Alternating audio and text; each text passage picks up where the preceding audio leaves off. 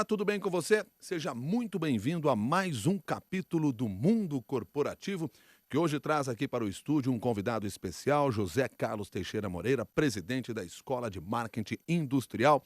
José Carlos Teixeira Moreira, desde já, muito obrigado pela sua gentileza de estar conosco. Um bom dia. Bom dia, muito honrado de estar aqui. José Carlos Teixeira Moreira, nós falamos nesse momento de um país em crise, a palavra que mais se lê no noticiário. Como sobreviver neste cenário? Então, primeiro, essa coisa de crise, todo mundo sabe que as grandes companhias, as boas instituições, as pessoas começam seus negócios geralmente em momentos assim. Qualquer manual de estratégia começa a contar mais tarde. Assim, naquele ano em que ninguém achava que a coisa acontecia. Realmente, crise é oportunidade. A crise está sendo maior para quem está muito voltado para o passado. Muito passado. Aquilo que a gente chama de reminiscências. Naquela época. E é fácil de detectar, porque quando você conversa com alguém assim, ele se coloca como vítima. Nós estamos sofrendo isso, tal. Mas acontece que o futuro é o que mais move a gente. A gente só pensa no futuro, 70% do tempo pensando no futuro. Então as companhias que estão mais atentas para o futuro estão sendo protagonistas nesse momento. Então elas estão sabendo fazer a limonada do chamado limão, não é? Que na verdade sempre houve, nunca foi fácil no mercado. Pois eu estou pensando aqui no que você disse logo na abertura, quando você disse o seguinte, que as crises sempre são transformadas em oportunidades e a gente sempre ouve as empresas, os empreendedores falando, eu criei isso quando estava acontecendo aquele problema. Quer dizer que nós estamos sempre em crise? Eu acho que a vida é um desafio, né? A vida é um desafio. A vida é uma sequência de escolhas. E toda escolha é um sacrifício. E mesmo nos momentos chamados mágicos aí, de grande desenvolvimento, havia gente que se colocava como vítima, né? Eu tenho a impressão que empresas mesmo são como pessoas, né? Há algumas que se rendem ao que está acontecendo e se transformam em vítimas mesmo. E outras que são muito protagonistas, né? E sabe que eu fui chegando à conclusão que não tem muito a ver com a idade, tem a ver assim mesmo com uma perspectiva de vida, sabe? Então, por exemplo, se a pessoa está sempre dando valor ao que é bem material e ao que é visível, sofre mais. Agora, quem está dando mais valor a legado, conhecimento e mérito, tem mais chance de ter resultados. Então vamos pensar um pouquinho aí sobre esse tripé. Legado, conhecimento e mérito. Isso é a base de uma empresa? É a base de um iceberg que é a empresa e que joga 10% do que aparece em bens materiais lá em cima. Então, por exemplo, todas as companhias e instituições bem-sucedidas têm legados fantásticos que todo mundo lembra de coisas que ela andou fazendo. Tem conhecimento de ponta, porque ela é inquieta com o status quo. Ela é ligeiramente irritada com o repetido. Como é que eu tenho legado se eu estou começando? Você tem legado desde que começou. Porque antes de você vir ao mundo, você já estava produzindo coisas em volta. Antes da gente vir ao mundo, já produzia. A gente mobilizou gente da família, teve festinha, teve um monte de coisa. Você nem tinha nascido. Essas coisas contam a nossa história e dão base para a nossa história, portanto? Sem dúvida, porque a percepção de valor que alguém tem, e empresas a mesma coisa, vem da grande história que ela tem. Não se marca uma data para ir na casa de alguém e falar, vou te contar o valor que eu tenho. Não é. Né? Aliás, você falou em valor e disse agora há pouco a palavra mérito. O que significa mérito? Méritos são aquelas questões ou são aquelas condições, aquelas dimensões que fazem com que a gente seja o preferido para aquela ação. Que a gente seja o preferido para aquela ação. Como é que eu identifico isso? Você não precisa, não é quantificável, é por pura evidência. Você escolhe por mérito o seu médico, você escolhe por mérito os seus restaurantes, você escolhe por mérito aquele produto, aquela empresa. Então, mérito não é algo que eu tenho, é algo que os outros veem em mim? Sem dúvida. Porque o valor é uma obrigação do cliente, não é da gente. Eu não posso dizer para você o valor que eu tenho. Quem tem que dizer o valor que tem é você, para mim. Mãe não vale. Mas não vai, não conta nessa. Eu estou falando aqui, a gente falou desse tripé, legado, mérito e conhecimento, não falamos ainda especificamente do conhecimento. E deixei por último, não por acaso, porque com todo mundo que a gente conversa, o pessoal diz, o conhecimento hoje é commodity, o conhecimento está aí, à disposição de todo mundo. Isso significa que todo mundo tem o mesmo conhecimento? Não, de jeito nenhum, porque o conhecimento só vira mérito, ele está abaixo do mérito, se eu conseguir expressar a serviço de uma causa que vale a pena. Então, por exemplo, você pega um pianista, pode sentar no piano que tem o mesmo conhecimento, mas o que um sobre Mozart, mas o que aquele expressa não é o que o outro expressa. O conhecimento, para se tornar em algo que faz o todo melhor, ele tem que transformar em mérito. Mérito aos olhos, né, de quem ele escolheu servir. Porque a essência de uma empresa é o servir. Tanto é que quando uma empresa não presta, ou você não gosta, você fala, ela não serve, pô. Troca isso aí, é servir. Servir não é ser serviçal. É eu fazer o outro ser melhor naquilo, ou contribuir para que o outro seja melhor naquilo que ele escolheu ser. Entende? É por isso que nós não somos fiéis a produto nenhum, graças a Deus. Não somos essa história que as empresas costumam dizer assim, eu quero fidelizar o cliente, isso não existe? A gente acha que isso é bem Brasil, né? Elas não têm tradução em inglês. Você não fala customer fidelity, você fala customer loyalty. É lealdade. A fidelidade é sempre muito emocional, né? A lealdade combina razão e emoção.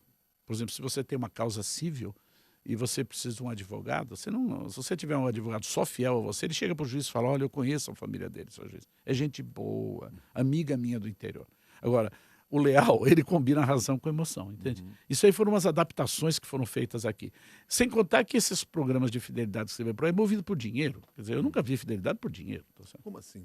Se você tiver uma outra empresa aérea que aceita aquela milhagem, você troca. Você troca. Eles falam isso. É muito engraçado. Interessante isso. Agora, o que tem que, então, buscar a empresa Aí- para ter essa proximidade com o seu consumidor, com o seu cliente? O enredo de todas as reclamações das companhias tem sido a perda de vendas, a perda de market share e tudo mais, né? E, na verdade, no fundo, quer dizer, não é verdade, não sei, no fundo é assim, há uma confusão sobre o que é ser competitivo. Puseram na nossa cabeça, eu acho que isso é um problema desde a colonização, que ser competitivo é ser mais barato, é ter preço, é custo menor. E não tem nada a ver com isso, porque o produto, a empresa competitiva é a preferida é mais caro do que o outro. Pô. E o que é, então, ser competitivo? Como ser competitivo É ser nesse preferido mercado? do cliente. Ser preferido. Eu só quero ser o preferido dos clientes que eu escolhi atender. E aí volta a história do bem servir? Do gesto de servir. Não é o bem gesto de servir? É um Qual é a gesto. diferença? O bem servir, ele supõe que você tem um pattern. O gesto de servir é aquilo que te toca a alma. Tanto é que o mais importante das empresas não é o market share, é o sharing of heart. No coração. No coração. Tanto é que essa escolha é mais de coração do que de razão. Entende? Então, no mundo cartesiano, e você imagina, ainda como engenheiro mecânico, fui formado para isso, a gente acha que se não for quantificado, não consegue. E, na verdade, o que faz você ser preferido são as evidências. Eu me lembro do Louis Stern, uma vez disse interessante, John Lennon, lá de Stanford, ele falou assim, olha, eu não tenho prova matemática nenhuma que a minha mulher me ama, mas eu tenho sérias evidências. Entendeu? Então, uma companhia que está voltada para o gesto de serviço, ela tem evidenciômetros ao lado de reloginhos que marcam números. As empresas estão atentas a isso? Não todas, mas um grande número está. Um grande número. Eu tenho ficado impressionado desde 3, 4 anos atrás. Eu também trabalho numa companhia de consultoria, JST Marketing Industrial, a quantidade de empresas que, a despeito do que estava já acontecendo, está investindo nisso, sabe? É assim, como eu posso fortalecer, potencializar a preferência daqueles clientes que eu escolhi servir?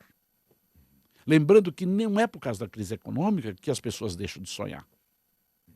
Não é. Quer dizer, se fosse assim, você não está bem, é por causa do PIB, meu amor. Não é assim, pô. O PIB, pô. Então, não, entendeu? Você sabe que se você pegar hoje todo o enredo das reclamações, chega a ser assim, até cômico, né? Então é assim, aliás, eles esqueceram o Joãozinho 30. Eu não podia esquecer o Joãozinho 30, né? As pessoas querem coisas bonitas, coisas arrumadas. As companhias que estão tendo mais sucesso, acho que elas copiam sem saber o Kant. Que diz assim, o que tem valor, estou tornando de maneira muito simplista, mas me perdoei, mas o que tem valor para uma pessoa é aquilo que é o certo, aquilo que é o verdadeiro e aquilo que é o belo. Essa tríade é fundamental. Então, uma companhia que tenta fazer o certo, tenta fazer o verdadeiro, que é uma questão ética, e faz bonito, ela é imbatível. O certo, o verdadeiro e o belo. E o belo. Que está na essência das 5 religiões históricas, Milton. Judaísmo, cristianismo, islã, tal, que é assim. Deus é o certo, o verdadeiro e o belo. Então, você vê, nós temos exemplos fantásticos sobre isso, sem contar o já cansativo, mas admirável Steve Jobs, né? É assim, a maior parte das companhias deixa de fazer o certo porque o momento não permite. Não faz o verdadeiro porque o mundo não é assim, que se dane o mundo, não me chamo Raimundo. E o belo é frescura, né? Quando muito faz uma embalagem. Mas a maneira correta, bela, bonita, de dar crédito, a maneira bonita de cobrar, a maneira bonita. E é tão interessante porque a ética é prima irmã da estética. Por exemplo, o verdadeiro é o ético. Quando a gente era pequenininho e fazia um negócio errado, a mãezinha falava assim, que feio, hein, meu filho? Que coisa horrorosa. Porque o que não ela é não ético... dizia assim, que falta de ética, hein, Não, meu filho? ela não Ela sabia falava isso. que feio. Que feio, que é o belo. Entende? Por isso a ética e a estética. E nós temos notado que essa tríade, de uma maneira consciente ou inconsciente, tem sido a moldura das companhias de melhor resultado. Não importa o porte, pode ser um menino que vende coco com toda a dignidade na feira e pode ser uma empresa siderúrgica, entende? Eu deixei um convite aqui para os nossos ouvintes participarem pela internet, seja pelo e-mail, seja pelo Twitter, o Twitter @jornaldacbn, @Milton Jung, pelo e-mail mundocorporativo@cbn.com.br. A Renata mandou a mensagem a propósito de um dos elementos daquele tripé sobre o qual a gente se referiu um pouco mais cedo. Falamos de legado, mérito e conhecimento. Sobre o conhecimento, pergunta aqui a Renata. O conhecimento está disponível. O senhor já explicou por que uns entendem mais do que outros. Agora, o que a gente precisa para absorver melhor o conhecimento? Eu acho que é aprender a aprender. Que para mim é a missão de um bom professor. É ensinar os alunos a aprenderem a aprender. Porque o conhecimento não é estanque. Eu posso conhecer a partir de qualquer insight, qualquer sutileza e detalhe. A gente acha até que nós, principalmente aqui no Brasil, né, perdemos um pouco isso por conta de uma série de questões, né, de aprender a aprender. Então, o conhecimento ele é altamente potencializado quando se aprende a aprender. E tem um outro detalhe que é maravilhoso. O conhecimento é o único ativo que não produz resultados decrescentes. Vou traduzir. Se eu tenho R$100 e alguém me pede R$100, eu fico sem R$100. Agora, se eu sei 100 coisas e coloco a serviço do outro, ao colocar para ele, eu já fico com 120, 130. E o cara fica com 100. Por isso que não tem o menor sentido falar, vamos trocar uma ideia. Se eu for trocar, eu fico com duas. Pô. Entendeu? Então, eu acho que essa coisa que eu acho até que é ética, do meu conhecimento ser distribuído, eu sou o primeiro que enriqueço. Pois é, mas tem muitas empresas que têm medo de compartilhar o conhecimento Muitas. por causa da maldita competitividade. Do Por que isso acontece? É porque elas não percebem que só tem riqueza através da cooperação. O mundo é de cooperação. A competição devia ser competição para ver quem coopera mais e não cooperar para competir, entendeu? Não se trata... Então, você vê, a cooperação significa eu imaginar que nenhum produto que eu construo pode abrir mão da coparticipação do cliente. Então, eu fabrico um caminhão com o melhor dos requintes. Se eu não tiver a cumplicidade do motorista, do dono da frota, o caminhão não faz o que tem que fazer. Então, uma empresa não termina quando entrega o produto. As empresas comemoram errado. Quando vendem, o caminhão faz a festa. Deviam fazer a festa quando o caminhão começa a gerar um grande resultado para quem comprou e para a sociedade, entendeu?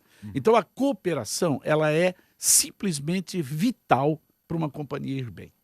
Hoje parece mais fácil enxergar a ideia da cocriação nas novas empresas, nos novos empreendedores. Quando se conversa com jovens, principalmente, me parece que eles perderam um pouco desse medo e trabalham com muito mais naturalidade. A cocriação é um dos caminhos para as grandes empresas? Mas o grande sucesso, além disso, é a coutilização.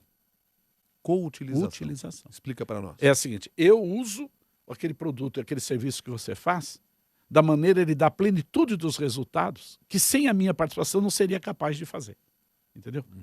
E isso é tão interessante porque a cocriação ajuda, desde que tenha um aspecto ético de que o sujeito é remunerado pela cocriação, para evitar aqueles ultrapassados processos de ideias de funcionários que começou nos anos 70 e que já mostrou que não serve direito, porque o sujeito dá ideia e depois não ganha nada sobre isso. E depois então até que ninguém dava ideia. A maior parte começou a montar a própria empresa. Não estou dizendo que não seja bom. Se o contexto da companhia for naquela que eu posso expressar o que eu tenho de melhor, impera a confiança. Então eu posso fazer. Mas a coutilização é legal. Por isso, se eu não sei utilizar direito o meu iPhone, o meu smartphone, ele não dá o resultado. Então, aí a gente diz assim, esse não presta, troca. Né? Esse não serve. Não serve. É que o pessoal fala presta. Porque há um conceito de prestar o serviço também. Mas a palavra é mais deselegante. O melhor é não serve. Você está certíssimo. Mas então, assim, a coutilização. E são poucas companhias que se incomodam. Não é da curso técnico. Não é da curso técnico. É porque alguns produtos são comprados Porque, por exemplo, se você compra uma geladeira nova na casa, não necessariamente só para gelar. É para mostrar para ele mesmo, para os filhos, que vale o esforço poder ter aquilo. Então tem várias dimensões disso. Mas a cotização é fantástica. Antes do programa, provoquei alguns dos nossos ouvintes com uma pergunta que você tem trabalhado nas diferentes palestras, nas diferentes conversas e diálogos que desenvolve. Que futuro há para empresas movidas pelo dinheiro e animadas pela desconfiança? E aí, um dos nossos ouvintes, o Tadeu, perguntou o seguinte a partir disso. Mas como não viver ou como sobreviver no mercado se não der lucro? São coisas contraditórias? De jeito nenhum. Uma empresa que não dá lucro não é ética. Quando uma empresa não dá lucro, quem paga é o pobre. Porque o lucro é igual ao oxigênio. Sem ele eu não vivo. Agora, não é por isso que nesses feriados eu vou para a praia com o bujão da White Martins de oxigênio. Assim. Então, não precisa internar o sujeito. Então, assim, não se discute a importância do oxigênio. Só se sabe que ele não pode. Sem isso não existe. Então, uma empresa válida, ela dá lucro. Só que o lucro é considerado admirável, merecido pelos stakeholders, pela sociedade toda. Porque ele não nasceu de uma mutreta, de uma sedução irresponsável. Ele nasceu como uma justa paga que a sociedade dá por aquilo que faz algo de muito bem para ele. Porque preço é psicológico. Tem nada a ver com número. Preço é psicológico, não tem a ver com número? Não tem a ver com número. Explica pra gente. Nem a roupa que a gente está vestindo aqui, a gente comprou por causa do preço. A gente comprou porque combinava com a gente, porque a mulher da gente falou assim, olha, meu filho, se você continuar com esse terno aí, que só tem 25 anos, entendeu? A gente compra, no interior do estado de São Paulo, a gente usa uma expressão assim, a gente compra porque orna. Entendeu? Então, por exemplo, me lembro de uma companhia fantástica chamada Método Engenharia, nos grandes momentos, era uma grande empresa de construção, ainda está aí, quando fez aquele projeto grande da Brascan, ali na Bandeira Paulista, que é um prédio famoso, eu falo assim, nós vamos botar aqui o elevador X-Pita tal. O cara fala, não combina, não combina. Um prédio desse tem que botar a melhor marca de elevador. Entende? Combina. Então, o preço é muito psicológico. Mesmo nas relações, que é a minha área, entre empresas. Lógico que tem razão no meio, tem que dar a performance e tal. Mas espera aí, existe uma coisa assim que é fundamental. Quem eu vou parecer ser usando na minha empresa aquilo que você faz? Quem eu vou parecer ser? Parecer ser. É. Na minha empresa, usando no mercado, usando aquilo que você faz. Porque tem um ditado que é um pouquinho rústico, que diz assim, né? Me diga de quem você compra, que eu digo quanto vale o que você fez. Entendeu? Que doido? Entendi. E sabe por que a cocriação também é interessante? Porque se eu inventar um novo restaurante de frutos do mar, se eu quiser fazer um novo restaurante, eu não preciso começar inventando camarão e peixe. Entendeu? Tá certo. Agora, essa empresa que busca o lucro não é uma empresa movida pelo dinheiro? A grande maioria, eu acho que uma empresa sem lucro não existe, é uma inválida. Agora, se eu colocar o lucro como objetivo, eu fico tentado a fazer sempre aquilo que é mais barato, que é de má qualidade, entende? E a durabilidade dessa companhia é muito pequena. Sem contar que tem um detalhe, no caso de indústria, que é a minha área, é imbatível. A China resolveu ser a fábrica do mundo. Para você equiparar custos, apesar de estar subindo lá, tem que mudar o país. Então, por que eu não tiro partido disso? Tirar partido é por que eu não uso isso, né? Por exemplo, hoje é só separar custo de gasto. As companhias que vão bem cortam gastos, mas não cortam o custo que garante a essência do valor daquilo que ela faz, que a história mostrou e que ele está diretamente voltado para isso. Então há uma certa confusão entre custo e gasto também. Porque gasto é antiético. Custo é o custo que precisa para fazer aquilo bem feito. E esse é um outro cuidado, uma outra atenção que se deve ter no momento que se encara um momento de maior dificuldade, numa situação de maior dificuldade, onde mexer no gasto ou no custo. Acho que gasto devia pensar sempre. Gasto pensa sempre. Lógico, gasto você está predando recursos. Mas normalmente quando o pessoal pensa em gasto, ele não pensa no valor menor, ele pensa na coisa pequena, na coisa que muitas vezes não impacta. Não, acho que gasto e custo é diferente. Por exemplo, sei lá, você chega em casa, está tudo ligado, televisão ligada, ar-condicionado, não tem ninguém na sala. Você, como pai, vai lá e desliga, pô. Isso chama eliminar gasto. Agora, imagina chegar no jantar e falar assim, pessoal, eu vou vender a televisão, fechamos a porta, diminui a qualidade de vida da casa. Então, é tomar esse cuidado. Eu me lembro que uma época, muitos anos atrás, um presidente chegou para mim e falou assim, Zé Carlos, o custo é igual unha. tem que cortar todo dia. Eu falei, se você cortar a unha todo dia, você vai ter que ser internado, pô. Vai doer. Não, vai acabar com ele. Né? Vai doer no dedo. Isso mas, com certeza. O foco é valor. Valor percebido, que não tem nada a ver com dinheiro. É aquilo que me faz preferir você diante de um monte de alternativas e eu não sei nem bem explicar por quê. Aí entra uma outra questão, José Carlos, que é o seguinte, nós temos aí vários conceitos interessantes a serem refletidos. Como é que a empresa, que nada mais é do que um grupo de pessoas, consegue fazer com que esses conceitos permeiem as ações de todos os seus colaboradores? Como é que se consegue contaminar as pessoas com essa ideia? Até porque boa parte de nós foi formatado num outro padrão. Exatamente. E está precisando se adaptar. Como é que a empresa me ajuda nesse sentido? É quando ela tem como razão de ser a realização através de uma vocação que ela coloca a serviço de quem ela quer servir, dos clientes. Aí isso me move. Nós somos movidos por causas. Por isso que o menininho pequenininho, né, nossos filhos queridos pequenininhos, falam assim, pai, eu fiz isso por causa disso. É por causa disso. Qual é a causa? Entendeu? As companhias que colocam o reconhecimento de uma causa que não existe como melhor, que seria o dinheiro, tem mais dificuldade. Então, a primeira coisa é isso. A segunda coisa é que eles precisam conhecer o que é isso. Aí eles mudam a atitude e o comportamento vem daí. Entende? Agora, haverá sempre um número, dizia já o Pareto, de uns 20% de jabuti, que não está afim de fazer nada. Desculpa eu mexer com o bicho. Porque dizem que foi o Cabreiro até que bolou isso há muitos anos atrás, que uma empresa é igual uma árvore cheia de bicho. Tem papagaio, tem macaco, tem periquito, tem tudo. E você olha assim, lá em cima tem uns 2 jabutis. Você fala, jabuti não sobe em árvore. Puseram lá. Então esses caras puseram lá. Tá certo? Então você tem que levar em conta. A Leia, através do e-mail também, manda aqui a seguinte pergunta. Vocês falam em combater a crise com satisfação, com olhar positivo. Mas isso não é se iludir?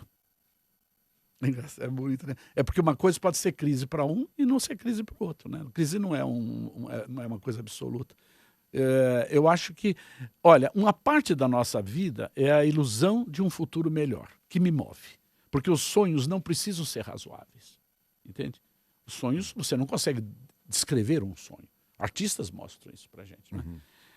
O que eu acho é assim, a vida exigiu o tempo todo escolhas. Eu posso escolher ser vítima de um processo ou predominar uma ação como protagonista. Eu acho que todos nós conhecemos um monte de gente que está assim, acabando agora, não é? Acabando agora. Agora eu conheço muita gente que está aproveitando agora para construir a coisa do futuro. É só lembrar que o nosso desejo de ser melhor, de ser próspero, não depende do PIB. Não depende do que saiu na Bolsa de Nova York. Sabe? Eu me subordinar a uma gestão que é absolutamente material das coisas, eu acho que empobreço a minha vida. Mas é uma escolha. Mas pegando isso que você está falando e trazendo aqui para a pergunta que o Leonardo nos encaminhou um pouquinho mais cedo, deixa eu ver se essas coisas aqui estão combinando ou não. Porque o Leonardo comenta aqui o seguinte, trabalho numa empresa em que o olhar para a crise é muito forte e eu queria ser mais feliz e não consigo. Como é que a gente consegue fazer isso se está trabalhando dentro de uma empresa que nos move contra? Vai embora? Eu acho que a empresa não merece ele. Eu acho que não merece ele. Você criou um problema para o Leonardo. Não, o Leonardo sabe disso. Provavelmente fica por questões de dinheiro. Então é assim, não perca tempo com isso. Você não, a empresa que não me quer não me merece, nesse caso. E não é ser arrogante. Eu acho que a gente dirige a vida da gente. Eu não posso terceirizar o meu futuro, entende? Então, se ele sente isso, essa empresa não merece ele lá. Agora, ele não vai tratar mal a empresa, mas ele vai pensar melhor onde ele vai ficar. Eu posso assegurar para o Leonardo, tem muitas companhias que não estão pensando assim. E não importa do porte. Aliás, são as que mais vão brotar. As concorrências consideradas revolucionárias agora são aquelas que, a despeito esse enredo cansativo, não é que deixa de lutar para melhorar as coisas, não, luta, mas ela cuida de construir um bom futuro. Lembrando que clientes leais, eles estão conosco. Eles querem ajuda. A função de cliente é fazer o funding do nosso futuro. Clientes são aqueles com os quais eu posso fazer o futuro. Não é aqueles que eu já faço o passado. Então, por exemplo, se essa companhia está deixando ficar atordoada por essas questões, ela tem problemas. Pode até acontecer, se ele é um CEO, se ele é dono, de conseguir mexer. Mas não é o que parece aqui na mensagem que o Leonardo nos manda. Agora, Você consegue mover a sua corporação, não sendo dono, contaminar outras pessoas com uma ideia como essa, de querer ter mais satisfação no que está fazendo? A física quântica explica que sim. Diz que às vezes uma açãozinha pequena tem um resultado desproporcional ao tamanho dela. Às vezes um menino desse, um jovem desse, um executivo desse, ele tem perguntas sapientíssimas para fazer numa reunião que mudam a casa. Porque o sábio mesmo tem pergunta, não tem resposta, né? Se ele souber perguntar algumas coisas, ele pode fazer isso. Eu conheço vários casos. O risco é ele virar presidente. Ele pede demissão, vai ser outra coisa. Vocês ensinam isso lá na Escola de Marketing Industrial? Eu não sei se a gente ensina. O que a gente faz lá, já passaram quase 16 mil executivos. O que faz? É só para executivo. Acho que a gente aumenta as dúvidas. O papel da gente na vida é aumentar as dúvidas. Porque aumentando as dúvidas, eu progrido. Num mundo de tamanha complexidade, Milton, todo mundo que tiver uma informação muito precisa é absolutamente sem significado na complexidade. Eu acho que é aumentar as dúvidas. A gente faz isso, sim. Vocês fazem isso e como? Há um modelo para ensinar as pessoas a aprender? Eu acho que lá eles dizem isso da gente. Primeiro que a gente não separa saberes práticos de saberes acadêmicos. E todos que dão aula lá são executivos. Eu sempre sofri muito nas questões de marketing e vendas, porque eu tomava aula com gente que nunca tinha tirado um pedido. E não tem coisa mais difícil do que vender, sabe? Então eu acho que lá nós conseguimos uma coisa interessante. É bem interessante mesmo. Desenvolvendo esse modelo. Desenvolvendo esse modelo, porque ela completou 12 anos agora. Embora a gente tenha 30 na outra empresa, é impressionante, é impressionante. Carlos Martins, para ir fechando aqui essa nossa conversa, eu deixei essa pergunta aqui do Eduardo Monteiro lá para o final, porque ela tem muito a ver com o que nós começamos a conversar, que é a ideia de criar uma base sustentável às empresas. E ele quer saber, de forma resumida, como criar esta base. De uma certa maneira, foi exatamente isso que nós falamos no decorrer de todo o programa. Foi. Mas a pergunta do Eduardo Monteiro é colaborativa no sentido que nos ajuda a fechar essa conversa. É assim, quanto mais eu puder aumentar a base de clientes leais que eu tenho, são pessoas com as quais eu construí história, que se sentiram mais seguras comigo, com a autoestima reforçada e tratadas com senso de justiça, eu tenho mais chances de ultrapassar todos esses desafios. Porque essas muralhas que existem, que é a competição, que é essa coisa toda, eu posso construir pontes sobre as muralhas. Eu não preciso peitar as muralhas direto. Eu só consigo fazer isso com esse grupo de acionistas da empresa chamado clientes. Nós estamos num momento importante do país para as empresas? Para mim, eu acho que é um momento importante de cidadania, que eu só tinha assistido na época dos 68, quando participei, maravilhoso, e as companhias vai haver uma seleção natural, daquelas que são voltadas para a prosperidade e aquelas que eram voltadas para serem patrocinadas por um sistema perverso. O que vai explicar o sucesso das empresas daqui 5, 10 anos é isso de agora? Muitos. Você irá... É a resposta que nós vamos dar a isso nesse momento? Você trará aqui empresas que hoje não existem, que o sujeito vai dizer, naqueles perversos anos. Olha que maravilha. José Carlos Teixeira Moreira, quero agradecer sua gentileza de mais uma vez estar conosco aqui no Mundo Corporativo, nos ajudando a refletir bastante sobre esses setores, sobre as pessoas, porque afinal de contas a empresa não existe se não forem as pessoas que estão lá formando, criando e pensando. Muito obrigado e até uma nova oportunidade. Muito obrigado, meus. Parabéns aqui. José Carlos Teixeira Moreira, que é presidente da Escola de Marketing Industrial, foi nosso convidado aqui. Eu quero, claro, agradecer a você que participou ao vivo, assistindo ao Mundo Corporativo, ou com perguntas encaminhadas aqui. Lembrando sempre o seguinte, todo esse conhecimento aqui não pode parar aqui. Esse conhecimento tem que ser compartilhado com as pessoas. Então, pega essa entrevista, espalha nas suas redes sociais, faça com que outras pessoas tenham contato com essa informação, com esse conteúdo. Se você quiser, você pode até nos ajudar no seguinte modo. Vai lá no LinkedIn, tem lá Mundo Corporativo da CBN. Você entra lá e publica o seu conhecimento lá, artigos que você conhece, temas que você acha interessante, para debater com outras pessoas. E aí, realmente, a coisa vai andar e a gente pode mudar e transformar as pessoas e o país, o mundo, quem sabe. Pelo menos a gente tenta mudar alguém que está ao nosso lado. O José Carlos Teixeira Moreira tentou transformar você que está assistindo aqui o Mundo Corporativo. Espero que tenha dado certo. Até o próximo capítulo do Mundo Corporativo. Até mais.